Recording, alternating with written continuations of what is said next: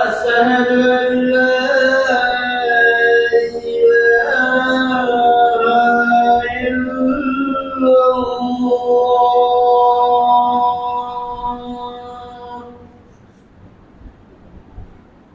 أشهد أن محمدا رسول الله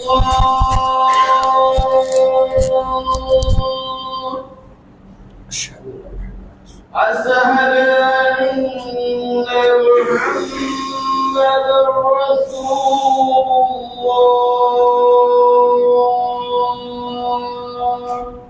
أشهد أن محمدا رسول الله حي على الصلاة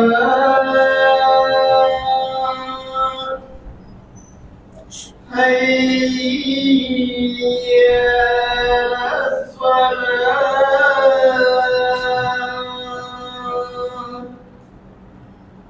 حي على الفلاح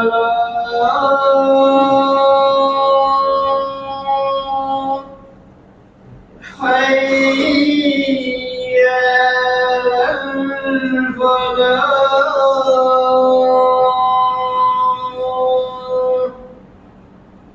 الله أكبر الله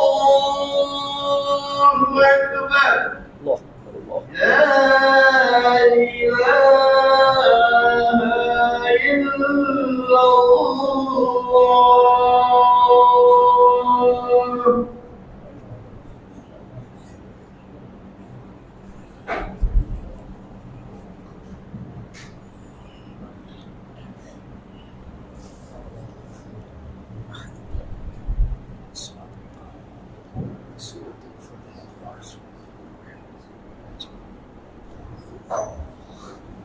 السلام عليكم ورحمة الله وبركاته. إن الحمد لله نحمده ونستعينه من يهده الله فلا مضل له ومن يضلل فلا هادي له وأشهد أن لا إله إلا الله وأن محمدا عبده ورسوله أما بعد اتقوا الله الذي تساءلون به والأرحام إن الله كان عليكم رقيبا اتقوا الله حق تقاته ولا تموتن إلا وأنتم مسلمون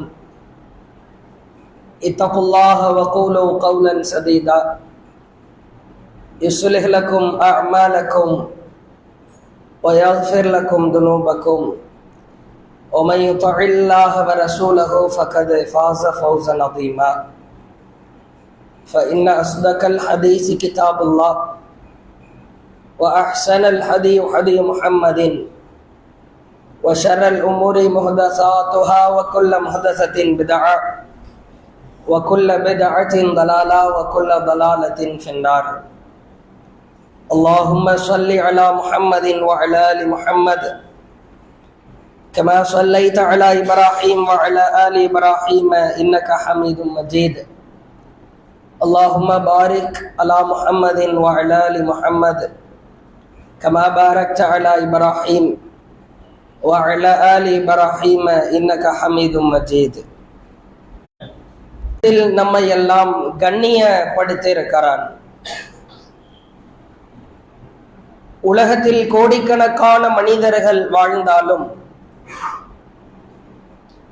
முஸ்லிம்களாக இஸ்லாமியர்களாக வாழ்கிற நமக்கு இந்த உலகத்தை இறைவன் ஒரு பரீட்சை கூடமாக தேர்வு கூடமாகத்தான் அமைத்திருக்கிறார். அலி ரலியல்லாஹு அவர்கள் இந்த உலகம் ஒரு பரீட்சை கூடம்தான் என்பது குறித்து மக்களிடத்தில் அழகான முறையில ஒரு உபதேசத்தை செய்தார்கள். அலி ரலியல்லாஹு அவர்களின் ஆட்சி காலத்தில மக்களுடைய கவனமும் சிந்தனைகளும் உலகத்தின் பால் திசை திருப்பப்படுகிறது. உடனே அந்த மக்களை எல்லாம் அழைத்து இது போன்ற ஒரு வெள்ளிக்கிழமை ஜும்ஆவுடைய நாள் அன்று இப்படி உள்ள தள்ளி வாங்க, வெளியே நின்று தொழுதுட்டு இருக்காங்க, உள்ள தள்ளி வாங்க. ஜும்ஆவுடைய நாளன்று அலி ரலியல்லாஹு அவர்கள் உபதேசம் செய்கிறார்கள். இருதஹலத்தி துன்யா வஹிய முதுபிரா, இந்த உலகம் உங்களை பின்னோக்கி அழைத்து சென்று கொண்டிருக்கிறது. ஒரு தஹலத்தில் ஆஹிரா வஹிய முக்பிலா, ஆனால் அல்லாஹுவோ மறுமையோ மனிதா நீ முன்னேறி வா முன்னேறி வா என்று அழைத்து கொண்டிருக்கிறார்கள். ஃபகூனு மின் அம்பாயில் ஆஹிரா, நீங்கள் மறுமையின் வாரிசாக மாறுவதற்கு போட்டி போடுங்கள். வலா தகூனு மின் அம்பாயி துன்யா, இந்த உலகத்தில் நான் ஒரு பங்குதாரராக வாரிசுதாரராக மாறுவதற்கு நீ முயற்சிக்காதே. ஏன் தெரியுமா? அல் யௌமல் அமல் வலா ஹிசாப், இந்த உலகம், இன்றைய நாள், இன்றைய பொழுது, நீ வாழுகிற அத்துணை நாட்களும் செயல்கள் மட்டும்தான், விசாரணை கிடையாது. ஜுமாவிற்கு வருகிற பொழுது கீழே பள்ளிவாசலுடைய பொறுப்பாளர் வரிசை பதிவேட்டை கையில வைத்துக் கொண்டு, நீங்கள் ஏன் இன்று ஃபஜ்ர் வரவில்லை என்று யாரும் கேட்க மாட்டார். ஃபஜ்ர் வந்தால் அது உங்களுக்குரியது, ஜுமா தொழுதால் அதுவும் உங்களுக்குரியது, தொழாவிட்டாலும் விசாரணை கிடையாது. ஜுமாவிலே தர்மம் செய்யுங்கள் என்று கேட்கப்படும். யாரு தர்மம் செய்தது, யாரு தர்மம் செய்யவில்லை என்கிற லிஸ்டோ பட்டியலோ எடுக்கப்பட, அதைத்தான் சொல்லுகிறார். இந்த உலகம் முழுக்க அமல் மட்டும்தான், செய்தால் ஏன் செய்தாய் என்றும் கேட்க மாட்டார்கள், செய்யாவிட்டால் ஏன் செய்யவில்லை என்றும் கேட்கப்படாது. ஆனால் நாளை மறுமையோ அல்ல ஹிசாப், விசாரணை மட்டும்தான். ஒலா அமல், எந்த அமலுக்கும் வாய்ப்பே இல்லை. அங்கு ஏன் செய்யவில்லை என்கிற ஒற்றை கேள்விதான். ஏண்டா தர்மம் கொடுக்கல, ஏன் தொழாமல் தூங்கினாய், ஏன் பொய் பேசினாய், ஏன் மோசடி செய்தாய் என்கிற கேள்விகள் மட்டும்தான். அலி ரலியல்லாஹு அவர்கள் ஒட்டுமொத்த மக்களுடைய உள்ளத்தையும் இந்த ஒற்றை செய்தியின் வாயிலாக திருப்புகிறார்கள். படிப்பினைகளை மக்களுக்கு உள்ளத்திலே ஊட்டுகிறார்கள். முஸ்லிம்களாக வாழ்கிற நாம் நம்முடைய வாழ்க்கையை நாம் புரட்டி பார்ப்பதற்கு கடமைப்பட்டிருக்கிறோம். இஸ்லாமும் அப்படித்தான் நமக்கு போதிக்கிறது. நீங்கள் பார்க்கலாம், ஒவ்வொருவருடைய சூழலை பார்க்கலாம். இன்னும் அதிகபட்சமாய் ஒரு 10 நாட்களுக்கு நெருக்கத்தில் 2025ஆம் ஆண்டை நாம் தொடவிருக்கிறோம். நான் தொடை தெரிகிற அளவிற்கு, மூட்டு தெரிகிற அளவிற்கு ட்ரௌசர் போட்டு பள்ளிக்கூடம் சென்ற போன்று எனக்கு நினைவிருக்கிறேன். ஆனால் இன்று என் மகன் பள்ளிக்கு சென்று என் பேர குழந்தை பள்ளிக்கூடத்திற்கு செல்கிறார். வாழ்க்கையை திருப்பி பார்க்கிறேன். 15 வயதில் இருந்த நான், 30 வயதில் இருந்த நான் 50ஐ தொட்டு விட்டேன். நாட்கள் எப்படி ஓடுகிறது என்றே தெரியவில்லை. கடந்த ஆண்டு என்னோடு வாழ்ந்த எத்தனையோ பேர் இந்த ஆண்டு இல்லை. நீங்கள் பார்க்கலாம், நாட்களுடைய வேகத்தை பார்க்கலாம். அல்லாஹ்வின் தூதர் சொன்னார்கள், மனிதா நீ உன்னை நீயே பரீட்சித்து பார், ஓடுகிற நாட்களை ஒரு கணம் சிந்தித்து பார். நபிகளார் சொன்னார்கள், லா தகூமு ஸாஅ, மறுமை நாள் ஏற்படவே செய்யாது. ஹத்தா யதகாரப ஸமான், காலங்கள் சுருங்கி போகிற ஒரு வாய்ப்பு வருகிற வரைக்கும் மறுமை ஏற்படாது. காலம் எப்படி சுருங்கும் தெரியுமா? ஃபதகூனு அஸ்ஸனா, ஒரு ஆண்டு கஷ்ஷஹர், ஒரு மாதத்தை போன்று ஓடிவிடும். உண்மையில் அப்படித்தான் தெரிகிறது. ஜனவரி ஆரம்பித்தது போன்ற ஒரு பிம்பம் தெரிந்தது. டிசம்பரில இருக்கிறோம், முடிவில இருக்கிறோம். ஒரு மாதம் என்பது கல் ஜும்ஆ, ஒரு வாரத்தை போன்று. ஜும்மா, அல்லாஹ்வுடைய தூதர் அவர்கள் வாரத்தை குறிப்பிடுகிற பொழுது ஜும்ஆவை குறிப்பிடுவார்கள். வதகூனுல் ஜும்ஆ, ஒரு வாரம் என்பது கல் யௌம், ஒரு நாளை போன்று ஓடும். கடந்த வாரம் வெள்ளிக்கிழமை ஜும்ஆவிற்கு வந்தது போன்று இருந்தது. இங்கே அமர்ந்திருக்கிறோம். அமர்ந்து வெளியேறிய தருணம் ஏற்படும். அடுத்த வாரம் மீண்டும் உள்ளே வருவோம். அல்லாஹ்வின் தூதர் சொன்னார்கள், அல்-யௌம் ஒரு நாள் என்பது கஸ்ஸா ஒரு மணி நேரத்தை போன்று முடிந்துவிடும். வதகுனு ஸாஅ ஒரு மணி நேரம் எப்படி ஓடும் தெரியுமா? கதர்மத்தி பின்னார் நீங்கள் நரக நெருப்பிலே ஒரு வினாடியை எப்படி கழிப்பீர்களா? அங்கு பல்லாயிரக்கணக்கான ஆண்டுகள் வாழ வேண்டியது வரும். அல்லாஹ்வுடைய தூதர் சொன்னார்கள், திரும்பி பார், உன் வாழ்க்கை ஓடுகிறதே, நீ திரும்பி பார். சென்று ஆழமாய் சிந்தித்து பாருங்கள். அடுத்த வார வெள்ளிக்கிழமையோடு சேர்த்து 2024 52 வெள்ளிக்கிழமை நமக்கு கிடைத்திருக்கிறது. அடுத்த வாரம் அல்லாஹ் ரூஹ கொடுத்து உயிரோட வச்சு ஜும்மாவை நிறைவேற்றுவதா இருந்தா அடுத்த வாரத்தோடு சேர்த்து 52 வெள்ளிக்கிழமையை அல்லாஹ் நமக்கு தந்திருக்கிறான். அதே போன்று நபிகளார் சொன்னார்கள், திங்கள் அன்று வியாழன் அன்று நான் நோன்பு நோக்கிறேன். ஏன் தெரியுமா? வானத்திலிருந்து ஒரு வானவர் திங்கட்கிழமை இறங்கி நம்முடைய செயல் ஏட்டை எடுத்து செல்கிறார். இங்கிருந்து செல்பவர் வியாழன் செல்கிறார், மேலிருந்து இறங்குபவர் திங்கள் இறங்குகிறார். என் வானவர் என்னுடைய செயலேட்டை வாசித்து அதை என் இறைவனிடத்திலே சமர்ப்பிக்கிற நாள் நான் நோன்பாளியாக இருக்க விரும்புகிறேன் என்றார்கள். திங்கட்கிழமை வியாழக்கிழமை அல்லாஹ்வுடைய தூதர் நோன்பு நோற்றிருக்கிறார்கள். 2024 ஆண்டு மட்டும் அல்லாஹ் திங்கள் வியாழன் சேர்த்து 106 நாட்களை அல்லாஹ் நமக்கு தந்திருக்கிறார். 106 நாட்கள் கிடைத்திருக்கிறது. அதே போன்று நீங்கள் பார்க்கலாம், அல்லாஹ்வின் தூதர் சொன்னார்கள், எவர் ஒருவர் மாதத்தில் 3 நாள், மாசம் 3 நாள், அது கண்டினியூஸா ஒரு 3 நாளா இருக்கலாம், அல்லது பிறை 13, 14, 15 அந்த நாட்களாக இருக்கலாம். மாதத்தில் 3 நாட்கள் யார் நோன்பு நோக்கிறாரோ, இப்படியே மாதம் நீ நோன்பு நோற்ற நாட்களை கணக்கிட்டால் மொத்தம் 36 நோன்புகள் வரும். 36 நோன்பு என்பது 360 நோன்பிற்கு சமம் என்றார்கள். அல்லாஹ் 36 நாட்களை நமக்கு 2024 தந்திருக்கிறான். அதே போன்று பார்க்கலாம், 2024 365 நாட்கள் ஃபஜ்ர் தொழுகையை நிறைவேற்றுவதற்கான வாய்ப்பை அல்லாஹ் தந்திருக்கிறான். தஹஜ்ஜத் தொழுகையை நிறைவேற்றுவதற்கான வாய்ப்பை தந்திருக்கிறான். சற்று யோசித்து பாருங்கள். ஒரு பெண்ணாக இருந்தால், கடந்த ஆண்டிலே எனக்கு எத்தனை பவுன் நகை இருந்தது, இப்பொழுது எவ்வளவு இருக்கிறது? நகையின் மதிப்பு அதிகரித்து கொண்டே செல்கிறதே, அடுத்தடுத்து வாங்க வேண்டுமே என்று சிந்திக்கிறார்.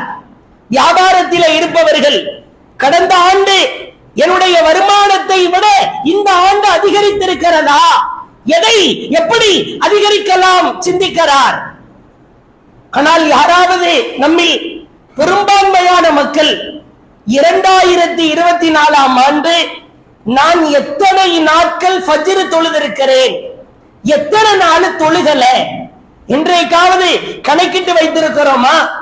அல்லாஹ்வின் தூதர் சொன்னார்கள், தினமும் வானத்திலிருந்து 2 வானவர்கள் வருகிறார்கள், உங்களிடத்திலே தர்மத்தை எதிர்பார்க்கிறார்கள், தினமும் உங்களால் இயன்றதை தர்மம் செய்யுங்கள் என்றார்கள். எத்துணை நாள் தர்மம் செய்தேன், எத்துணை நாள் தஹஜ்ஜத் தொழுதிருக்கிறேன், எத்துணை வாரத்தில் திங்கள் வியாழன் நோன்பு நோற்றிருக்கிறேன். பரீட்சித்து பார்க்க கடமைப்பட்டிருக்கிறோம். ஓடுகிற நாட்களோ வருடங்களோ கடந்து சென்று கொண்டே இருக்கிறது, நரைமுடி வருகிறது. என் மகனை தோளில் தாளாட்டி பாலூட்டி வளர்த்த காலங்களை தாண்டி பேர குழந்தைகளை வளர்த்து கொண்டிருக்கிறோம். என் மகளை பார்த்த காலங்களை தாண்டி பேர குழந்தைகளை அழைத்து சென்று கொண்டிருக்கிறோம். காலத்தின் வேகம் மிக வேகமாய் போகிற சூழலில் உண்மையில் நம்மை நாமே சுய பரிசோதனை செய்வதற்கு கடமைப்பட்டிருக்கிறோம். அல்லாஹ் திருக்குர்ஆனிலே சொல்கிறான், ஏராளமான படிப்பினைகளை சொல்கிறான். அல்லாஹ்வுடைய திருமறை குர்ஆனுடைய வாசகத்தில் 2 விதமான படிப்பினைகளை நாம் பார்க்க முடியும்.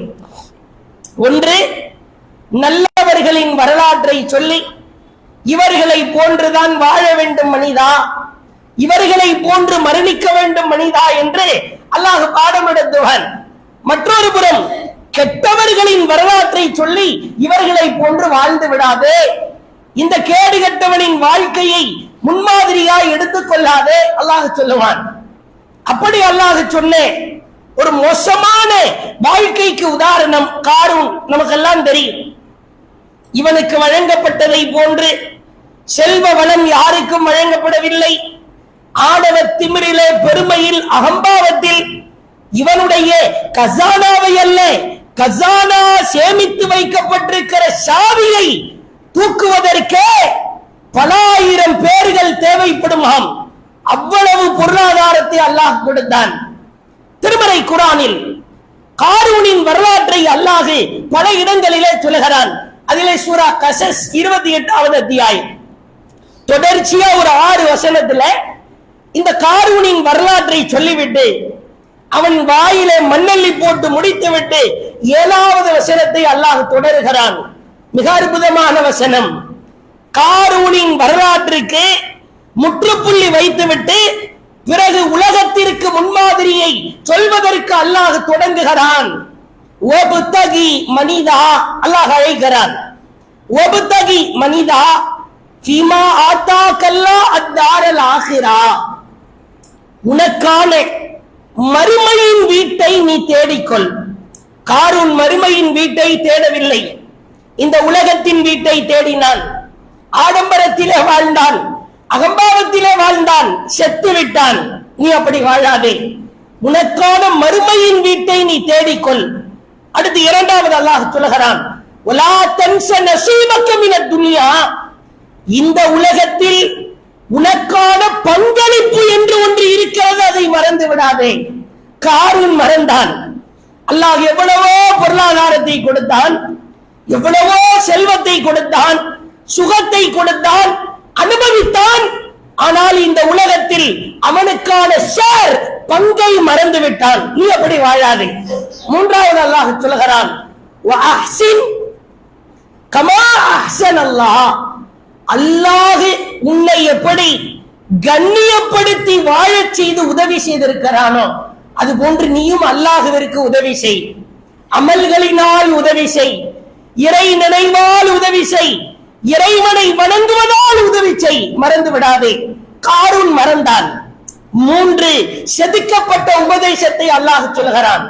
மனிதா, அல்லாஹ் அழைக்கிற வார்த்தையை அப்படித்தான். மனிதா, உனக்கான மறுமையின் வீட்டை தேடிக்கொண்டாயா?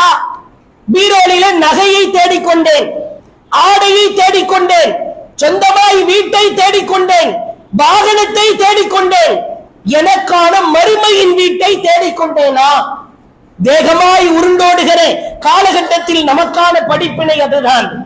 மறைக்கிறோம். அல்லாஹ் சொன்ன 2வது உபதேசம் நமக்குமே பொருந்தும் தான்.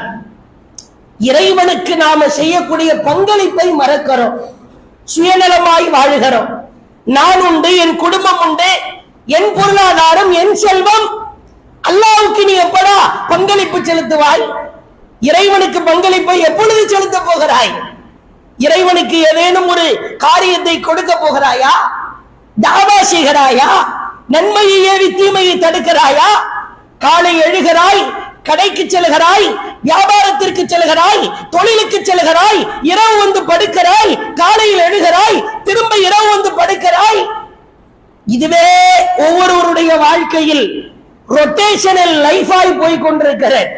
அல்லாஹ் சொல்லுகிறான், உனக்கான பங்களிப்பு இருக்கிறது மனிதா. உன் மனைவிக்கு எப்படி சம்பாதித்து பங்களிப்பை கொடுக்கிறாயோ, உன் குடும்பத்தை எப்படி பாதுகாக்கிறாயோ மறந்து விடாதே. அல்லாஹ் உனக்கு உதவி செய்தது போல் நீ அல்லாஹ்வுக்கு உதவி செய்ய. ரோட்டிலே கிடக்கிற மனிதர்களை பார், பிளாட்ஃபார்மிலே தூங்குகிறான், 3 வேளை உணவிற்கு கையேந்தி நிற்கிறான். உடல் ஊனமுற்றவர்களின் நிலையை பார், கண்களுக்கு முன்னால் தெரிகிற. பலஸ்தீனிலே கிட்டத்தட்ட கடந்த ஆண்டு ஜூலை மாதம் தொடங்கப்பட்ட அந்த போருடைய சூழல் இன்னும் முடிந்தபாடில்லை. குழந்தைகளையாய் பார்த்து கொள்கிறார்கள். ஒரு கடத்திலே குழந்தைகளின் நிலைமையை நீங்கள் பார்க்கலாம்.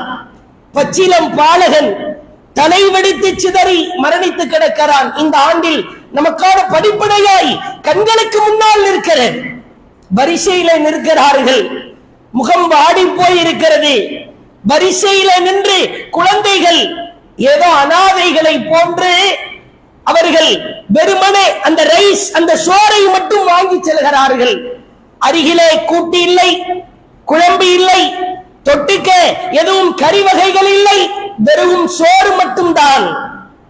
ஜுமாவுடைய நாள், ஒவ்வொருவருடைய வீட்டிலும் நான் வெஜிடேரியன் இல்லாத சூழல் இருக்கவே இருக்காது. மீனா இருக்கும், மட்டனா இருக்கும், சிக்கனா இருக்கும். அல்லாஹ் எவ்வளவு நம்மை செழிப்பாய் வாழச் செய்திருக்கிறான். அதே போன்று நீங்கள் பாருங்கள், உலக வாழ்க்கை என்பது நம்மை வெறுண்டோட செய்யும், மறுமையை விட்டு வெறுண்டோட செய்யும். உலக மோகத்திலே மூழ்குகிற காரணத்தினால் தான் பெருமை, கர்வம், பொறாமை, ஆணவம் இவைகள் எல்லாம் தலைக்கு மேல் ஏறி நிற்கும். ஒவ்வொரு மனிதனும் முடிவெடுக்க வேண்டும். 2024 என்னோடு வாழ்ந்த எத்தனையோ நண்பர்கள் இல்லையே, கடந்த ரமலானில் அவர்கள் இருந்தார்கள், இந்த ரமலானில் இல்லை. நான் எவ்வளவு காலம் இருப்பேன் என்று தெரியாது. அல்லாஹ் சொல்லுகிறான், உண்மையில் உலகத்தினுடைய நிம்மதி எது தெரியுமா? நாம் சம்பாதிக்கிற பொருளாதாரமோ சேர்த்து வைக்கிற சொத்து சொகமோ நிம்மதியா? அல்லாஹ் நிரந்தரமான நிம்மதி குறித்து சொல்லுகிறான். வல்லாஹு யதுஉ இலா தாரிஸ்ஸலாம். அல்லாஹ் உங்களை எல்லாம் தாரிஸ்ஸலாமை நோக்கி அழைக்கிறான். தாரிஸ்ஸலாம் என்றால் சொர்க்கத்திற்கு இறைவன் வைக்கிற பெயர். வா மனிதா, நீ சொர்க்கத்தை நோக்கி வா. வயஹ்தி மய்யஷாஉ இலா ஸிராத்தி முஸ்தகீம்.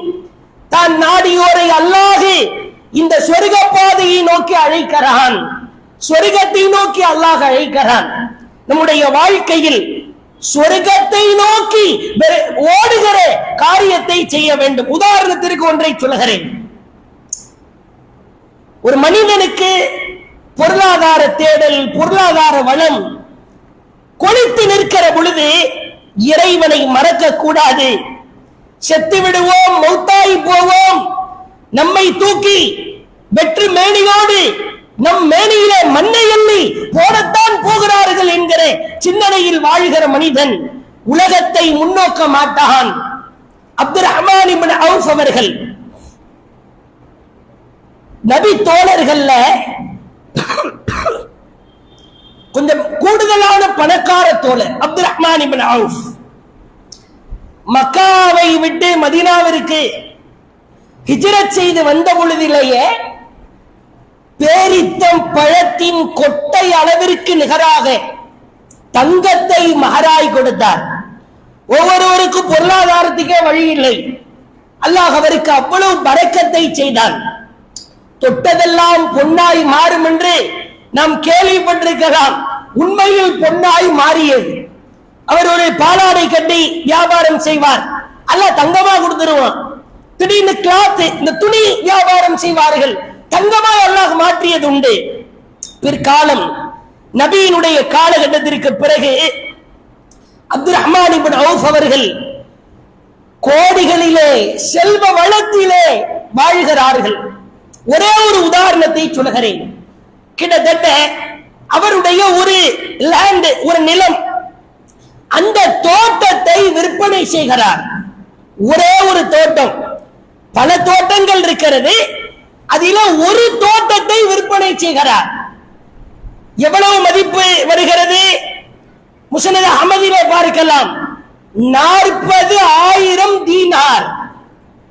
புரிகிற வகையில் சொல்வதாக இருந்தால், தீனார கோல்டுல தான் வெளிநாடுகள்ல, சவுதிகள்ல கணக்கு செய்ய முடியும். நாமும் அப்படித்தான் கணக்கு செய்வோம். அல்லாஹ்வுடைய தூதர் தீனார்ல ஜகாத் கொடுக்கணும்னு சொன்னாங்க, திர்ஹம்ல ஜகாத் கொடுக்கணும்னு சொன்னாங்க.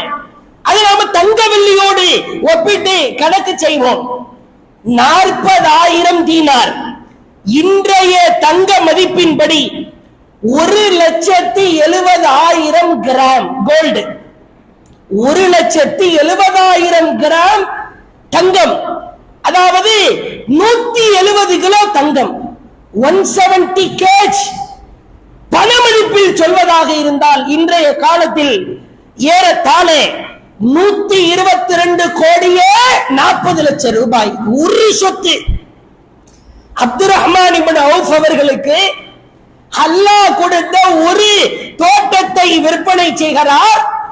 122 கோடி விற்ற பணம் முன்னால் இருக்கிறது. பொருளாதாரத்தை பார்த்து, தீனாரை பார்த்து கதறி துடிக்க ஆரம்பிக்கிறார். தோழர்களின் கூட்டம் குழுமி நிற்கிறது. ஏன் அழுகிறீர்கள்? கதறலுக்கு காரணம் என்ன? குறைஷிகளிலேயே அவர் சொல்லுகிறார், குறைஷிகளிலேயே அல்லாஹ் என்ன எனக்கு அதிகமான பொருளாதாரத்தை கொடுத்திருக்கிறான். இப்பொழுது 40,000 தீனார் கிடைத்திருக்கிறது. எனக்கு பயமா இருக்கிறது, அச்சமா இருக்கிறது. நான் தீர்வை தேடி என் தாயிடத்திலே செல்ல போகிறேன். நபிகளாரின் மனைவி உம்மு சலமா அப்ப உயிரோடு இருக்கிறாங்க. எல்லாத்துக்கும் தாய் தானே. நபியின் மனைவி அனைவருக்கும் தாய். தாயிடத்திலே ஓடோடி வருகிறார். மகன் வருத்தப்பட்டால், வேதனைப்பட்டால் தாய் தானே ஆறுதல் சொல்ல முடியும்.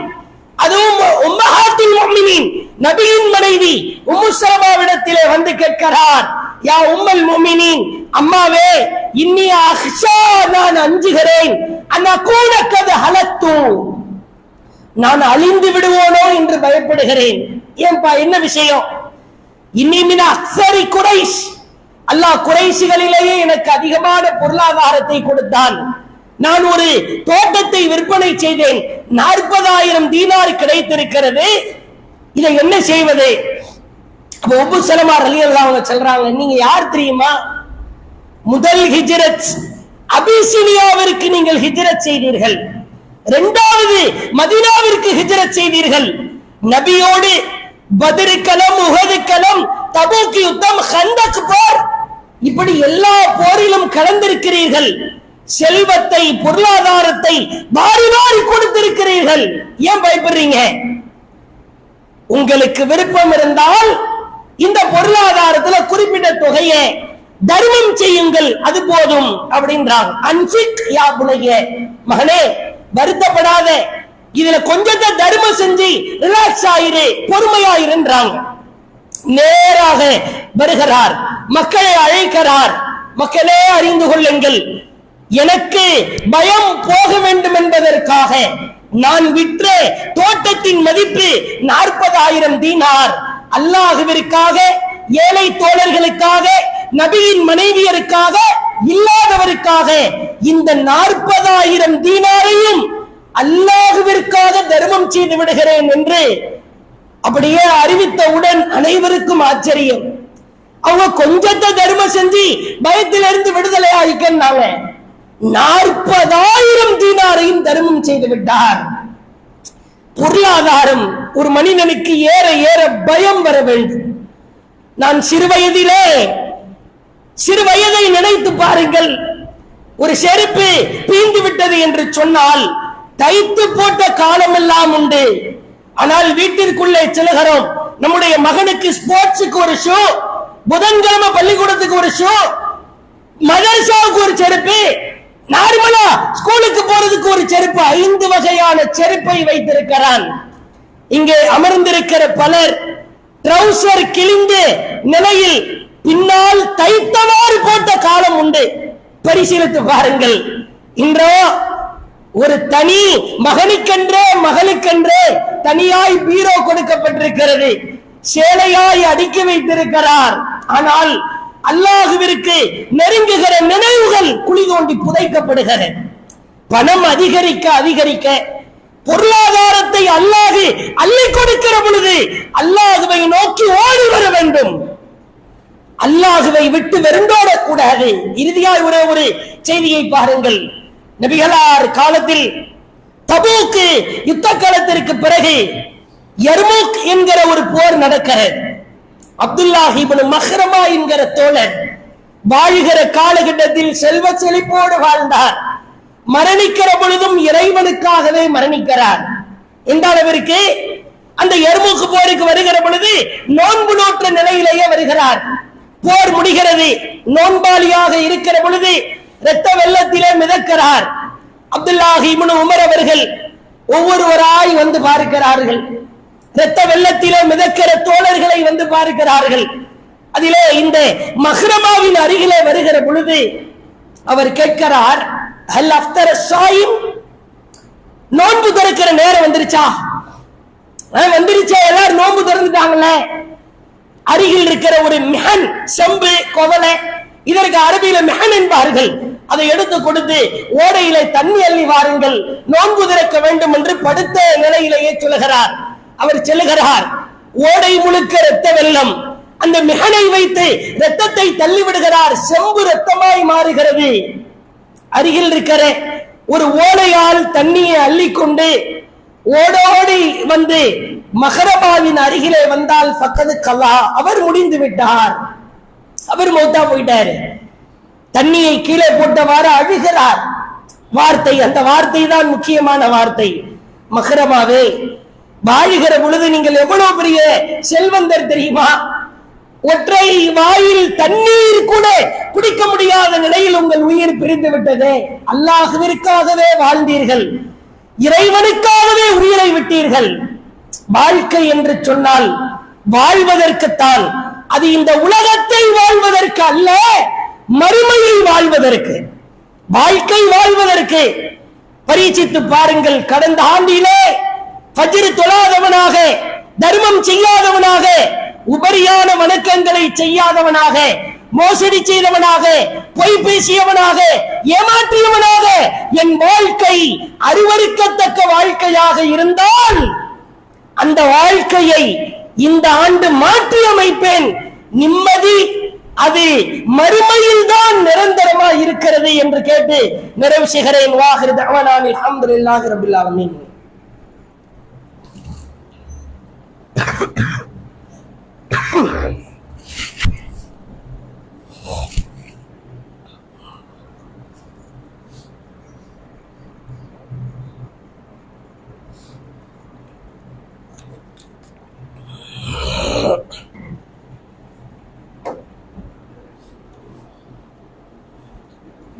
அல்ஹம்துலில்லாஹ் நஹ்மதுஹு வ நுஸல்லி அலா ரசூலிஹில் கரீம். அம்மா பஅத்.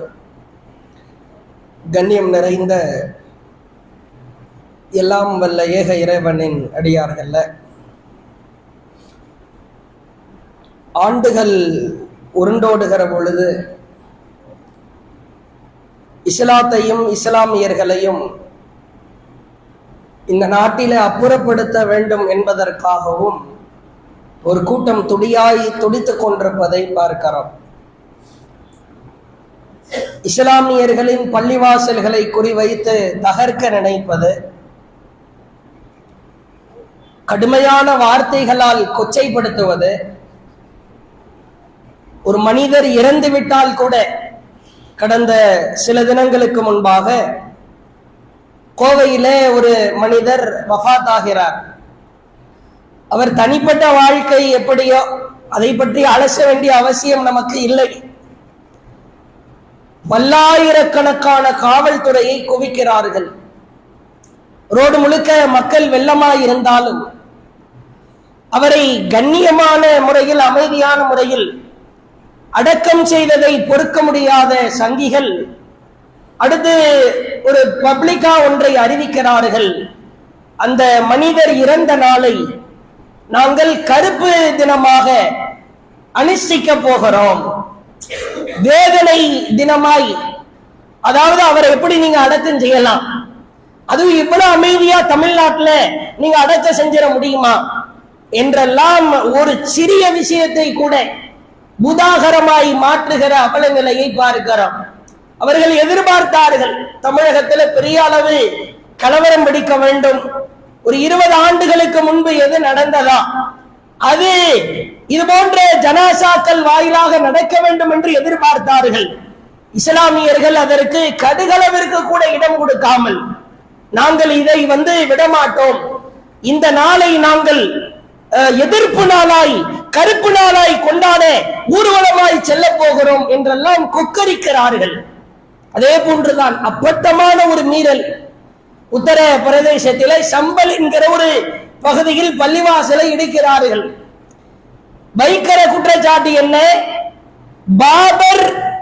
இந்த பள்ளியை கட்டுவதற்கு கோயிலை இடித்தார். இதான் குற்றச்சாட்டு.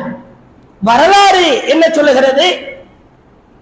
துக்ளக் 1326ஆம் ஆண்டு அந்த சம்பல் ஜமா மஸ்ஜிதை கட்டினார். 1326ல ஜமா ஊப்பியில் இருக்கிற ஜமா மஸ்ஜிதை கட்டியவர் துக்ளக். பாபர் அந்த சம்பல் பகுதிக்கு வர்றார். எப்ப வர்றாரு? 1515 வருகிறார். கிட்டத்தட்ட 100 ஆண்டு இடைவெளி. வந்தா மக்கள் போய் கோரிக்கை வைக்கிறாங்க, பள்ளியை புனர் நிர்மாணம் செய்யுங்க, அங்கங்க இடிந்து விழுகிற நிலையில் இருக்கிறது, புனர் நிர்மாணம் செய்கிறார். கேட்டால் கோயிலை இடித்து விட்டு கட்டியவரே பாபர் தான். அஜ்மீர் தர்கா சிவன் கோயிலை இடித்து கட்டப்பட்டது என்கிறார்கள். தர்காவுக்கு இஸ்லாத்துக்கு சம்பந்தம் கிடையாது. அடக்கம் செய்யப்பட்டவரை வணங்கினால் அல்லாஹ்வுடைய சாபம் இறங்கும், அது தனி. ஆனால் அந்த இடம் ப்ராப்பர்ட்டி முஸ்லிமுக்குரிய. அந்த இடத்திற்காக கோயிலை கட்டப்பட்டு இடிக்கப்பட்டது என்கிறார்கள். நீங்கள் நேற்றுக்கு முந்தைய தினம் பார்க்கலாம், ஒரே நாடு ஒரே தேர்தல் என்கிற பெயரில் அடிக்கிற கூத்துக்கள், கலவரங்கள். சமூக சூழலை புரிந்து நாம் வாழ்வதற்கு கடமைப்பட்டிருக்கிறோம். இந்திய அரசியலமைப்பு சட்டத்தை எழுதிய அம்பேத்கர் அவர்களை கொச்சைப்படுத்தி அவமானப்படுத்தி அந்த அரசியலமைப்பு சட்டத்தை தரைமட்டமாக்கினால் இஸ்லாமியர்களை வேறறுத்து விடலாம் என்கிற ஒரு கொடூரமான ஒரு சிந்தனையோடு திரிகிறார்கள். பலவாறாய் கேள்வி எழுப்புகிறார்கள். ஒரே நாடு ஒரே தேர்தல் என்கிறாய், ஒரே சாதின்னு சொல்லு, ஒரே மதம்னு சொல்லு, அப்படி சொல்லி நீ மக்களிடத்திலே பிரச்சாரம் செய்யலாம் தானே என்றெல்லாம் பலவாறாய் பிரச்சனைகள் கிளம்புவதை பார்க்கிறோம். நமக்கான படிப்பினை சமீபத்தில் ஹைகோர்ட்ல, சுப்ரீம் கோர்ட்ல ஒரு தீர்ப்பு ஒன்று வந்திருக்கிறது. 1947 சுதந்திர இந்தியா சுதந்திரம் அடைவதற்கு முன்பு எதுவெல்லாம் எந்த வணக்க வழிபாட்டு தலமா இருந்ததா அது அப்படியே இருக்க வேண்டும். 47க்கு முன்னாடி பள்ளிவாசலா இருந்தா அது பள்ளிவாசல் தான், கோயிலா இருந்தா அது கோயில் தான், சர்ச்சா இருந்தா அது சர்ச்சு தான். இந்த சட்டத்தை 1991ஆம் ஆண்டு பகிரங்கமாய் இந்திய அரசாங்கம் எழுத்து வடிவத்திலே எழுதி வைத்திருக்கிறார்கள். இது மாதிரி சுப்ரீம் கோர்ட்ல, ஹைகோர்ட்ல 47க்கு முன்னாடி பள்ளிவாசலா இருந்தது எவனும் தொடர்றதுக்கு உரிமை கிடையாது, அபகரிக்க முடியாது. கீழே விக்கிரகம் இருந்துச்சு, மேல மண்டை இருந்துச்சு, இந்த மாதிரி எந்த வேலையும் பார்க்க முடியாது என்றெல்லாம் பகிரங்கமாய் தீர்ப்பளித்திருக்கிறார்கள். நாம் செய்ய வேண்டிய காரியம் 2 தான். அநியாயத்திற்கு எதிராய் குரல் கொடுக்க வேண்டும். 2வது, நம்முடைய காலம் எப்படி வேகமாய் ஓடுகிறதா அதே போன்று முஸ்லிம்களை அழிக்கிற திட்டமும் வேகமாய் நடந்து கொண்டிருக்கிறது. அல்லாஹ்விடத்தில் அதிகமாய் கையேந்துங்கள். இறைவா, இந்த கேடுகட்டவர்களை, இந்த கயவர்களை, இந்த சங்கி கூட்டத்தை இறைவா நீ பார்த்துக்கொள் என்று பிரார்த்தனை செய்ய வேண்டிய இடத்தில் இருக்கிறோம். ஆனா பெரும்பான்மையான முஸ்லிம்கள் துவா செய்யறது இல்லை. அல்லாஹ் கேட்பான், உன் சமூகம் பாதிக்கப்படுகிற பொழுது நீ கையேந்தினாயா? ஒரு நிமிடம் என்னிடத்திலே கேட்டாயா? உனக்காக கேட்டாய், உன் குடும்பத்திற்காக கேட்டாய், உன் சமூகத்திற்காக கேட்டாயா என்று அல்லாஹ் கேட்பான். இந்த கயவர்களை அல்லாஹ்வே நீ பார்த்துக்கொள் என்று பிரார்த்தனை செய்கிற இடத்திலே இருக்கிறோம். அல்லாஹ் இஸ்லாத்தையும் இஸ்லாமியர்களையும் அவனுடைய அருளால் பாதுகாப்பானாக. வாஹிர் தஅவானா அனில் ஹம்துலில்லாஹி ரப்பில் ஆலமீன். அஸ்ஸலாமு அலைக்கும் வரஹ்மத்துல்லாஹி வபரகாத்துஹு.